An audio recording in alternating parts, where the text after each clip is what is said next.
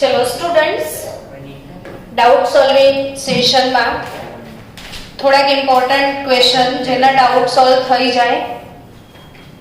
3P કક્ષકમાં node કેટલા આવો question પૂછ્યો હોય ને તમને આવ્યો જ હશે સોલ્વ કરતા કરતા.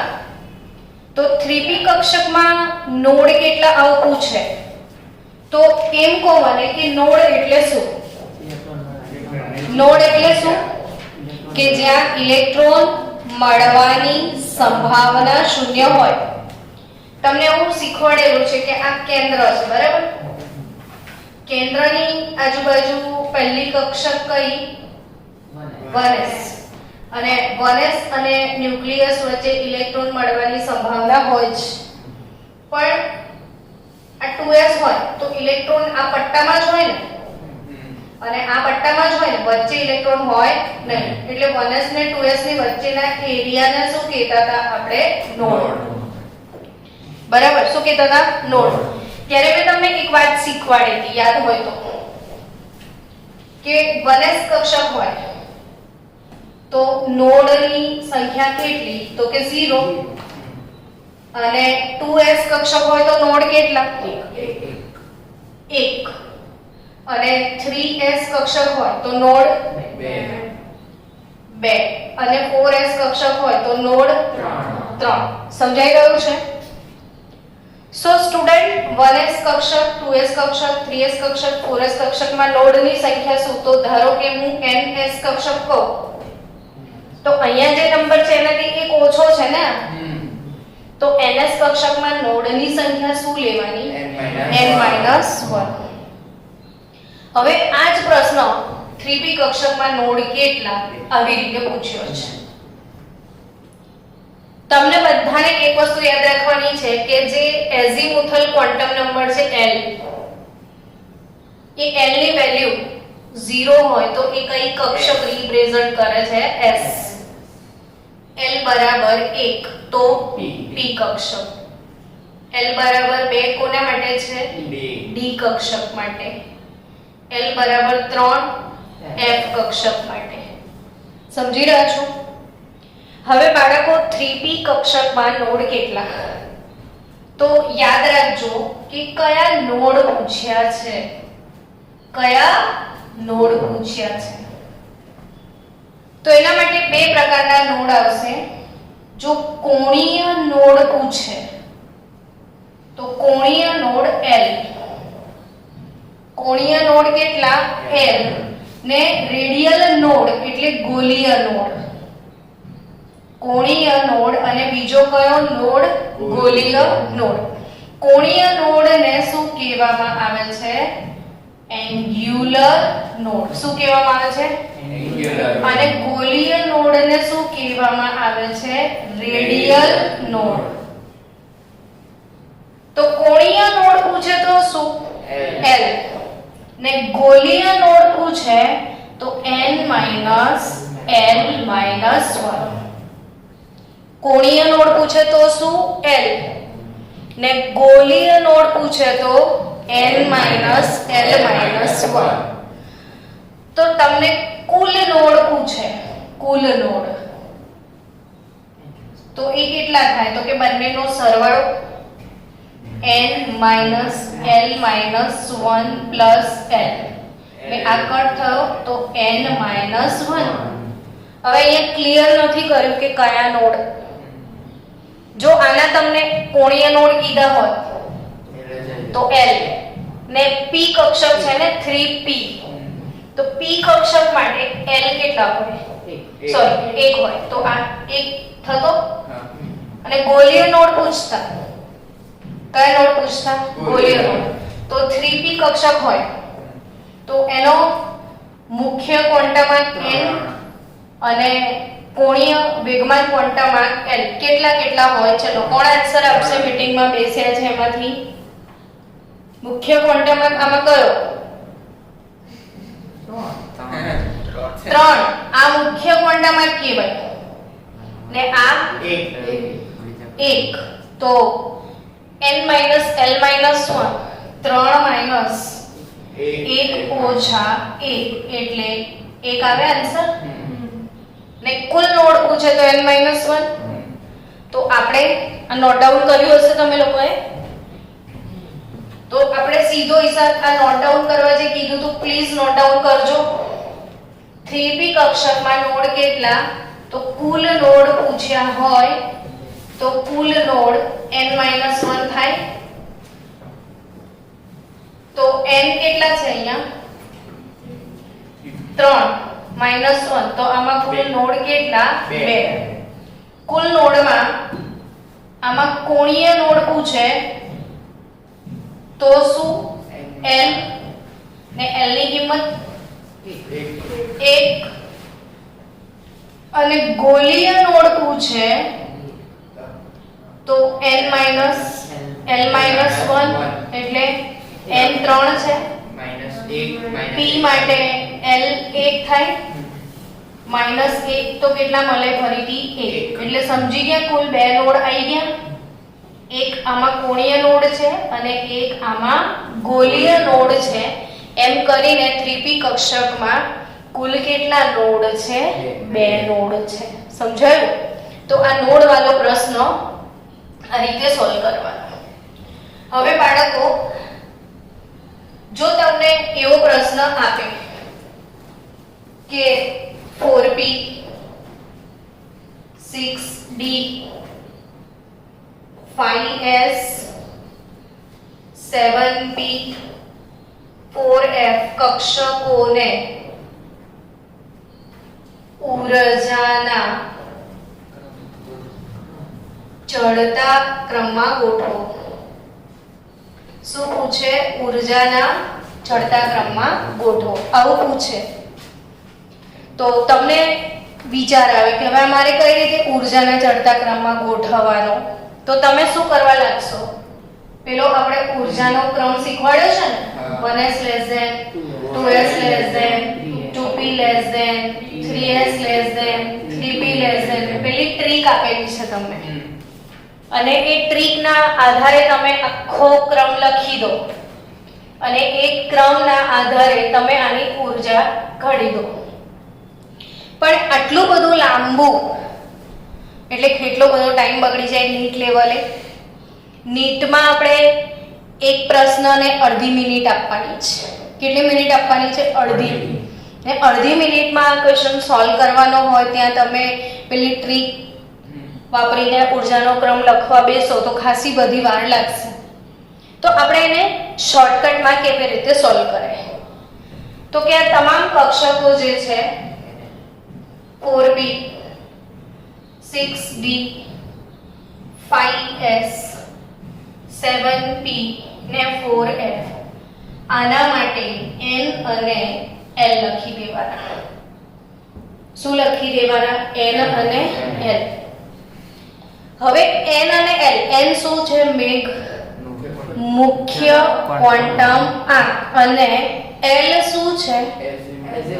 એઝીમુથલ ક્વોન્ટમ આંક, કોણીય વેગમાન ક્વોન્ટમ આંક. સમજી રહ્યા છો? તો n અને l. હવે આનો n શું છે બોલો? તો 4 છે. આ જે દેખાય મુખ્ય ક્વોન્ટમ આંક જ છે. આનો મુખ્ય ક્વોન્ટમ આંક 6, આનો મુખ્ય ક્વોન્ટમ આંક 5, આનો મુખ્ય ક્વોન્ટમ આંક 7 અને આનો મુખ્ય ક્વોન્ટમ આંક 4. ક્લિયર? તો l શું છે? એઝીમુથલ ક્વોન્ટમ આંક. તો l માટે શું યાદ રાખશો કે 0 1 2 3 4 5 આ રીતે લખી દેવાનું, અને અહીંયા લખી દેવાનું s p d f g h. હવે આ p કક્ષક છે ને, તો p કક્ષક માટે l ની કિંમત 1 આવે. ક્લિયર? એવી રીતે d કક્ષક માટે l ની કિંમત શું આવશે? 2 આવશે. s કક્ષક માટે l ની કિંમત 0, p કક્ષક માટે l ની કિંમત 1 અને f કક્ષક માટે l ની કિંમત 3. તો બાળકો n plus l સરવાળો, આ n plus l રૂલ છે. તો આ 4 વત્તા 1 કેટલો સરવાળો થાય? 5. 6 વત્તા 2 8, આ 5, આ 8 અને આ 7. તો અહીંથી એ યાદ રાખવાનું છે કે જેનો n પ્લસ l ઊંચો હોય તેની ઉર્જા વધુ. આપણને કયા ક્રમમાં ગોઠવવા કીધું છે? ચડતા ક્રમમાં. એટલે સૌથી ઓછી ઉર્જાથી વધારે ઉર્જા તરફ જવાનું. સૌથી ઓછો સરવાળો, સૌથી ઓછી ઉર્જા શોધી કાઢો. લોએસ્ટ સરવાળો કયો છે? તો કે n પ્લસ l 5 છે. જો સૌથી ઓછી ઉર્જા કઈ છે? 5. પણ હવે 5 માં ટાઈ પડી છે કે બે વખત સરખો છે, તો જ્યારે ટાઈ પડે ત્યારે મુખ્ય ક્વોન્ટમાર્ક જોવાનો. શું? હવે આ 5 માં આનો મુખ્ય ક્વોન્ટમાર્ક 5 ને આનો 4, તો 4 વાળાની ઉર્જા ઓછી ને 5 વાળાની વધારે. એટલે સૌથી લોએસ્ટ કોણ આવશે? 4p. પછી કોણ આવશે? 5s. બરાબર. હવે 5 પછી 7 4f ને પછી પાછું 8, પણ 8 માં બી ટાઈ પડી છે એટલે આમાં 6 અને આમાં 7, તો આ 6 પહેલા આવે અને પછી કોણ આવે? 7b. તો સમજાયો બાળકો કે આ ટાઈપના પ્રશ્નો આવે કે કક્ષકોને ઉર્જાના ચડતા ક્રમમાં ગોઠવો તો એ વખતે તમામના n પ્લસ l નો શું કરી દેવાનો? સરવાળો. ને સરવાળો કર્યા પછી શું દેખવાનું કે જેનો સરવાળો સૌથી ઓછો હોય, શું? જેનો સરવાળો સૌથી ઓછો એની ઉર્જા ઓછી, પણ ટાઈ પડે તો મુખ્ય ક્વોન્ટમ. તો મુખ્ય ક્વોન્ટમાર્ક નાનો હોય એની ઉર્જા ઓછી, મોટો હોય એની ઉર્જા વધારે. ચલો નોડ વાળો પ્રોબ્લેમ સોલ્વ. નોડ પછી આ ઉર્જા વાળો પ્રોબ્લેમ સોલ્વ. નોડ પછી કયો પ્રોબ્લેમ સોલ્વ? ઉર્જા વાળો. હવે એના પછી બીજો એક પ્રોબ્લેમ જોઈએ. અહીંથી ક્વેશ્ચન આપણે ઉઠાવીએ છીએ કે કેવા કેવા પ્રશ્નો આવશે. સાચી સમ ઇલેક્ટ્રોનીય જોડ બતાવો. એક પ્રશ્ન છે, સાચી સમ ઇલેક્ટ્રોનીય જોડ બતાવો. શું પ્રશ્ન છે? સાચી સમ ઇલેક્ટ્રોનીય જોડ બતાવો.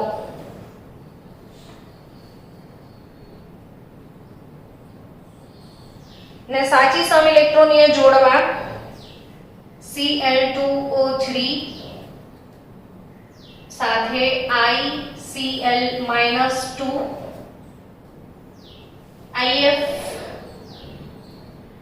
IF2 plus I3 minus ICl2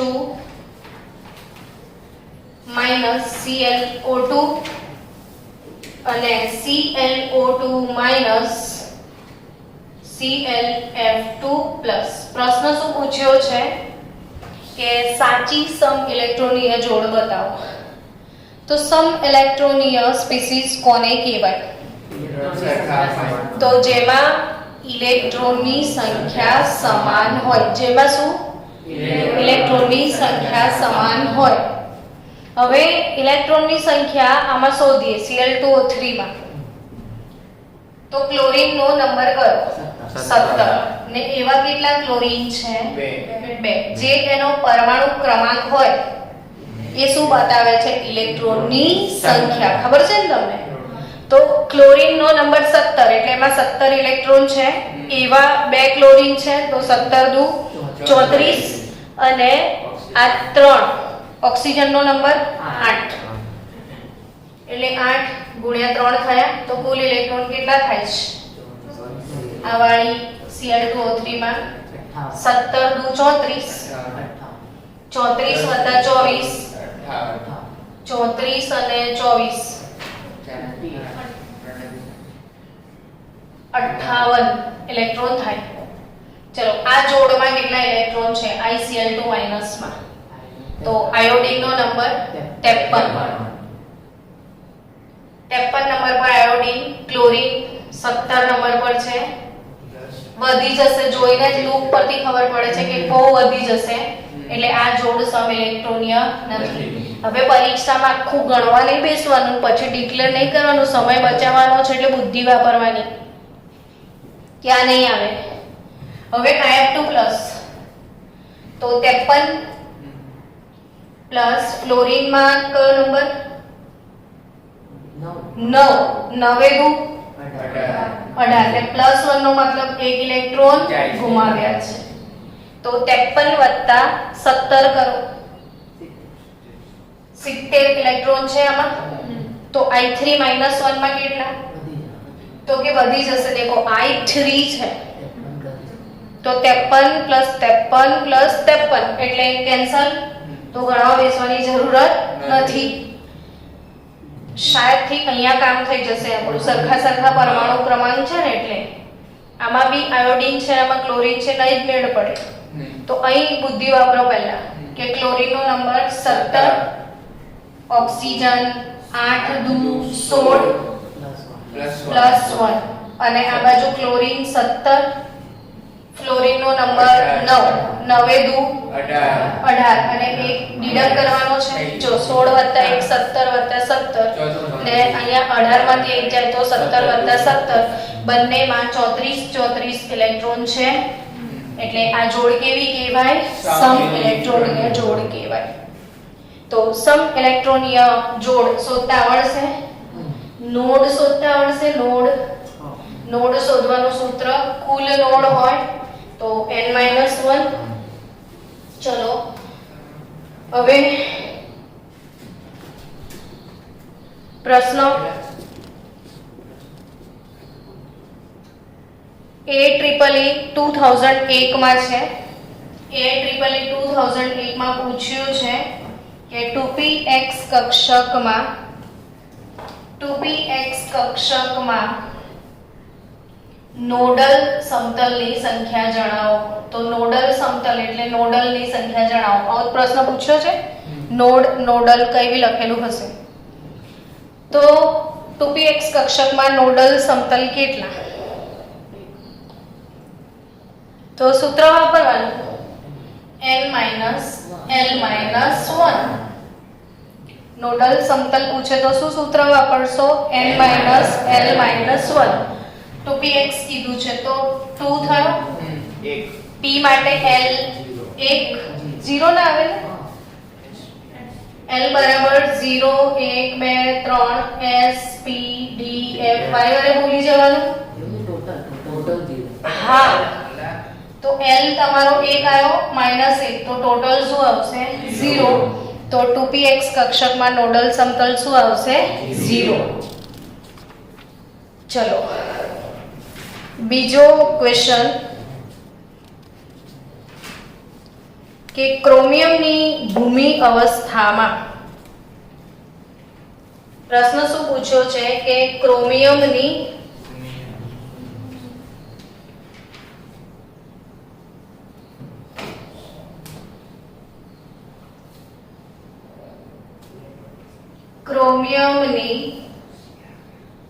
ભૂમિ અવસ્થામાં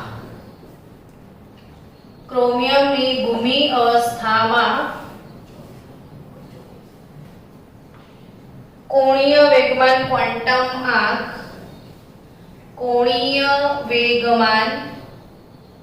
ક્વોન્ટમ આંક L બરાબર 2 અને L બરાબર 1 હોય તેવા ઇલેક્ટ્રોનની સંખ્યા કેટલી?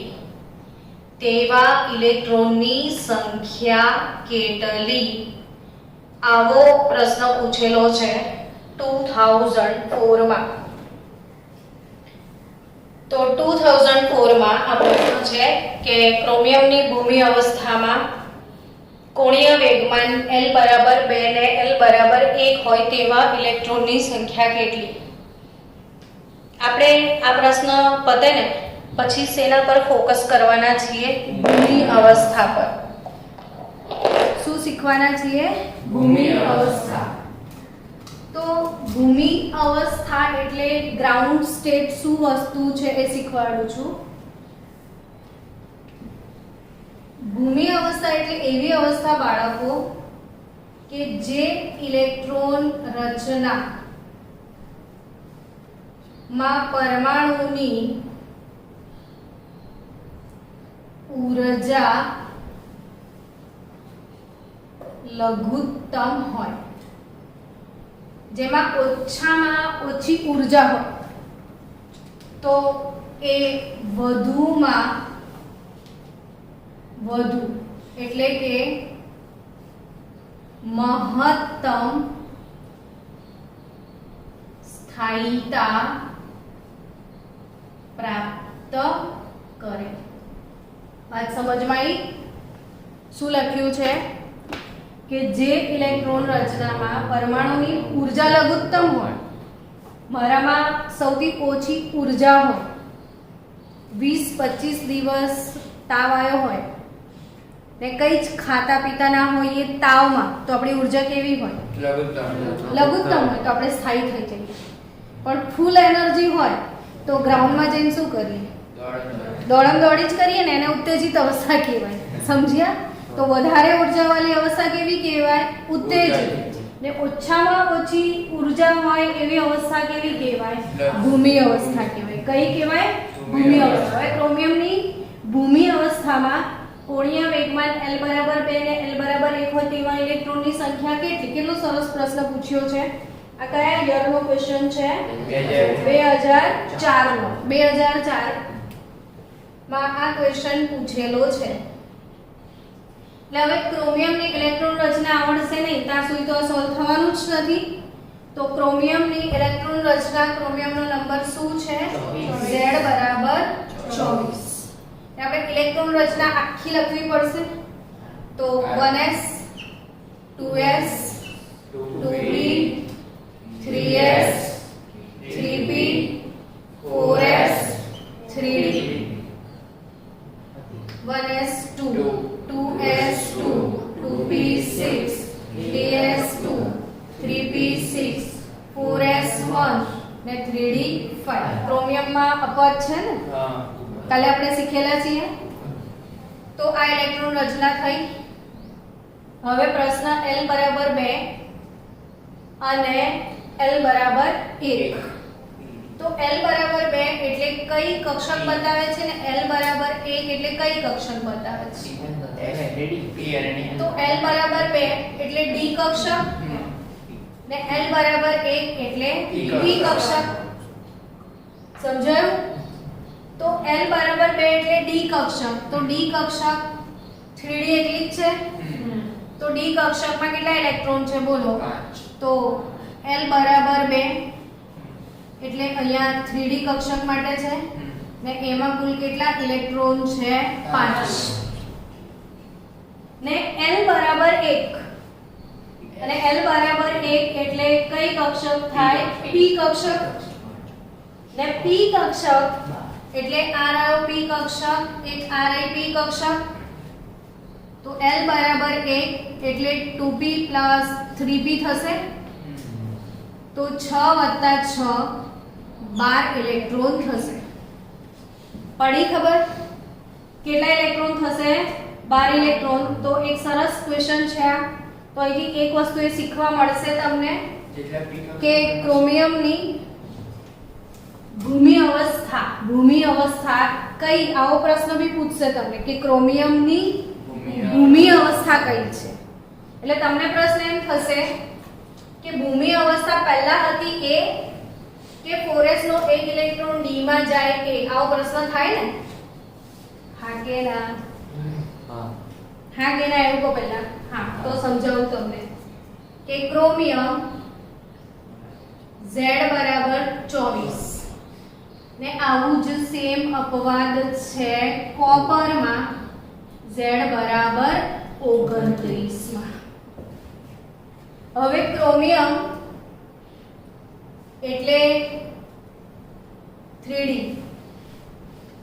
અને બીજી કોણ હોય અંદર? 4s. આ કઈ છે? 3D. આ કઈ છે? 4s. એવું સેમ કોપરમાં થવાનું છે.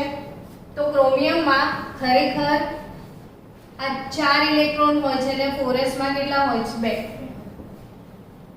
પણ ચેન્જ શું આવે છે કોણ કહેશે મને? S કક્ષકમાંથી ઇલેક્ટ્રોન નીકળે. હા, તો 4s નો એક ઇલેક્ટ્રોન જમ્પ મારીને શેમાં જતો રહે છે?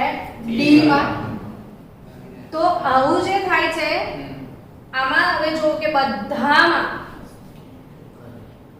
એકલ ઇલેક્ટ્રોન છે, તો આને કેમ સ્થાયીતા પ્રાપ્ત કરે છે એ સમજીએ કે આ સ્થાયીતા પ્રાપ્ત કરે છે એની પાછળનું કારણ શું છે. તો કે તમને ખબર છે કે ડી કક્ષકો આ બધી ઇલેક્ટ્રોન રચના એકદમ સમાંતર દેખાય છે, એટલે આ ઇલેક્ટ્રોન રચનામાં સમિતતા જોવા મળે છે. શું જોવા મળે છે? સમિતતા.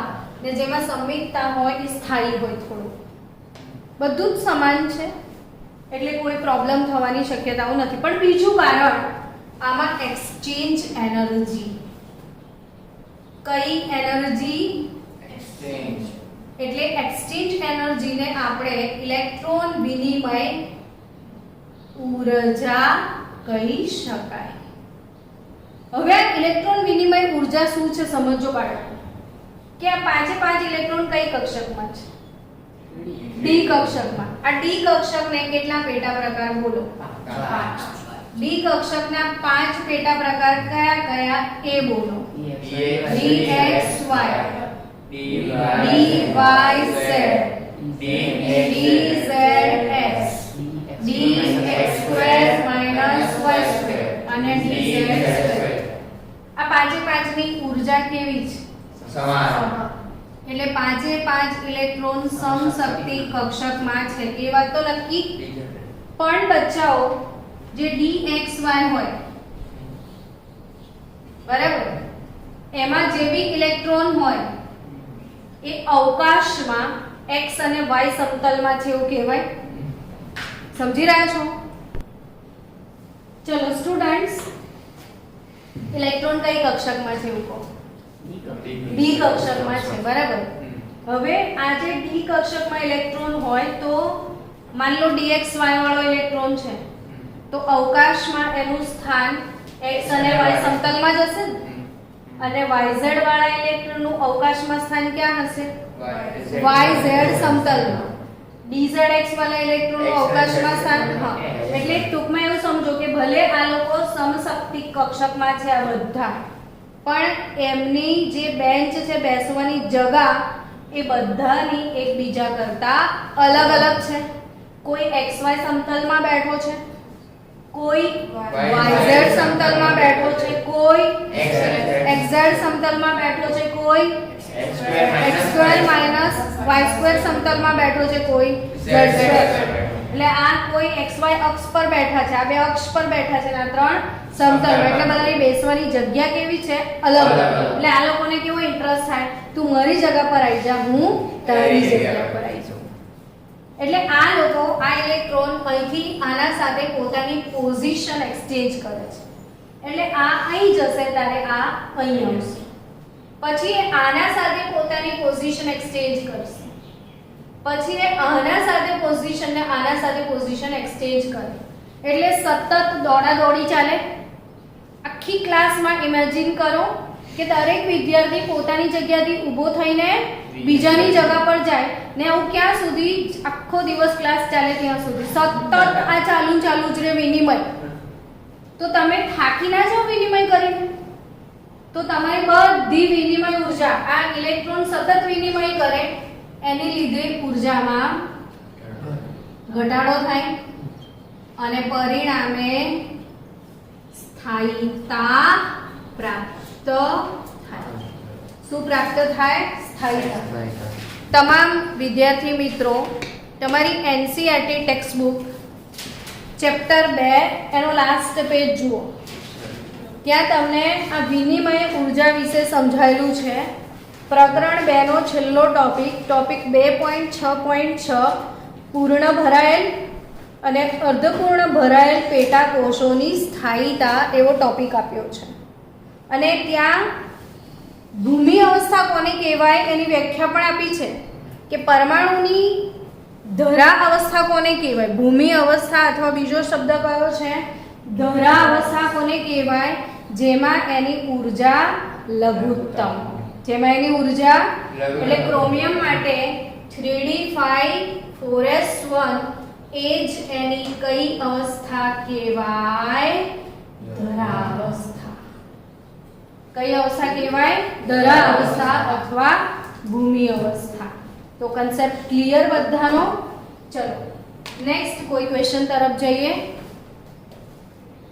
ઊભું થાય ને સ્ટુડન્ટ. નેક્સ્ટ ક્વેશ્ચન છે રૂબિડિયમ Z બરાબર 37 પરમાણુમાં સંયોજકતા ઇલેક્ટ્રોન માટે ચારે ક્વોન્ટમ આંકનો સાચો સેટ કયો છે? તો આ ટાઈપનો પ્રશ્ન સોલ્વ કરવો પડશે એક્ઝામમાં. એટલે તમને હવે મહત્વ સમજાયું હશે. આપણે જે સમૂહ તૈયાર કરાવડાયા ને એમાં વિથ ઇલેક્ટ્રોન રચના મેં તમને તૈયાર કરાવડાવ્યું છે. એટલે હવે તમને આની વેલ્યુ ખબર પડી હશે કે ઇલેક્ટ્રોન રચનાનું શું મહત્વ ને આવર્ત કોષ્ટકનું મહત્વ. કોને યાદ છે રૂબિડિયમ કા સમૂહમાં છે? રૂબિડિયમનો સમૂહ બતાવો.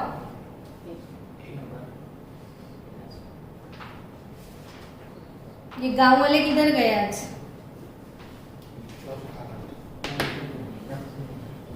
रूबिडियम का समूह नो सभ्य छे? मोबाइल वालो बताओ.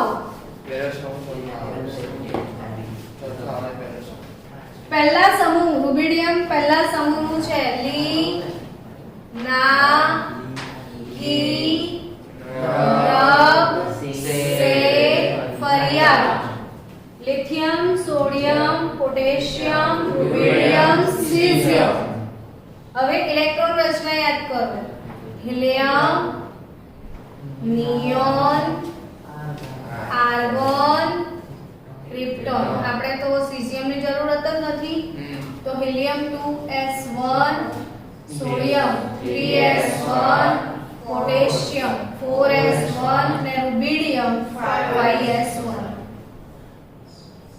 રૂબિડિયમ 5s1 એટલે હવે તમને રૂબિડિયમ ની ઇલેક્ટ્રોન રચના આવડી ગઈ. 5s1 તો છેલ્લો ઇલેક્ટ્રોન 5s માં છે તો એના ચાર ક્વોન્ટમ આંક કયા? તો મુખ્ય ક્વોન્ટમ આંક 5s1 માં મુખ્ય ક્વોન્ટમ આંક શું હોય?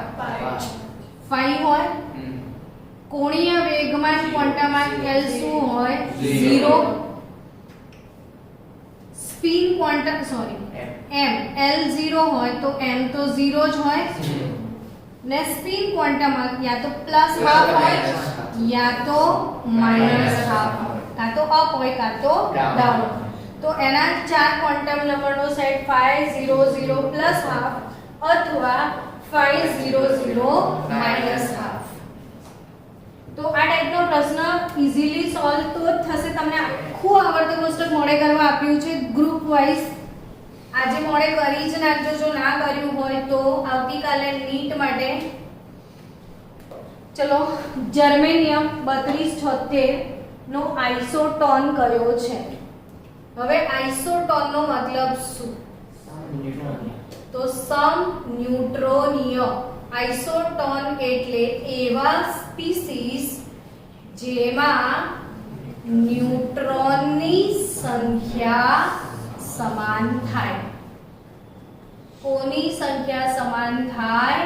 ન્યુટ્રોનની સંખ્યા. તો શું કહેવાય એને? આઇસોટોન. હવે આની અંદર ન્યુટ્રોનની સંખ્યા કેટલી? તો કે આને આપણે z કહીએ છીએ અને આને શું કહીએ છીએ? a. તો a z કેટલું થાય? 76 - 32 44 થાય. હવે ખાલી એ જોવાનું છે કે આમાં 44 કોનામાં છે? તો 32 - 72 કરો. સોરી 77 - 32 5 એટલે આ તો એનો આઇસોટોન નથી જ. 78 - 33 આ 7 માંથી 3 દે તો 4 ને આ પણ એનો આઇસોટોન નથી. 77 - 34 43 આ પણ એનો આઇસોટોન નથી. 78 34 જુઓ તો 44. તો સેલેનિયમ અને જર્મેનિયમ આ બંને બીજાના શું છે? આઇસોટોન. તો શું યાદ રાખવાનું કે આઇસોટોન કોને કહેવાય? જેમાં ન્યુટ્રોનની સંખ્યા સમાન થાય. શું સમાન થાય? ન્યુટ્રોનની સંખ્યા. તો એને આપણે શું કહીશું? આઇસોટોપ.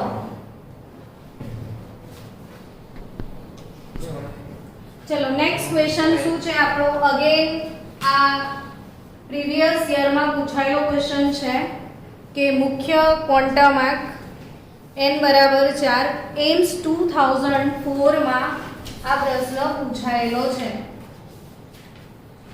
કે n બરાબર 4 અને l બરાબર 3 ધરાવતી કક્ષા માટે કુલ કક્ષકોની સંખ્યા કેટલી હશે? આવો પ્રશ્ન હોય તો આ ક્વેશ્ચનને આપણે કેવી રીતે ક્રેક કરશું? તો કે કશું નહીં, સિમ્પલ. n બરાબર 4 એટલે ચોથી કક્ષા થાય ને l બરાબર 3 એટલે d કે f?